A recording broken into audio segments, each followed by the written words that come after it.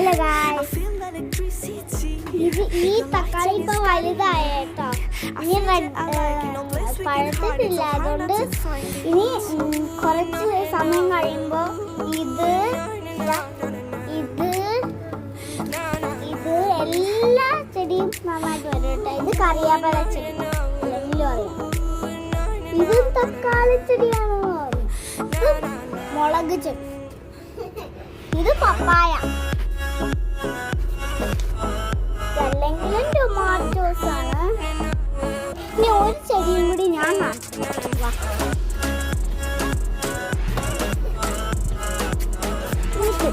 ഇത് നല്ല കൊച്ചു ചെടിയായി മാറിയിട്ടുണ്ട്. കൊച്ചു തക്കാളി ഉണ്ട്.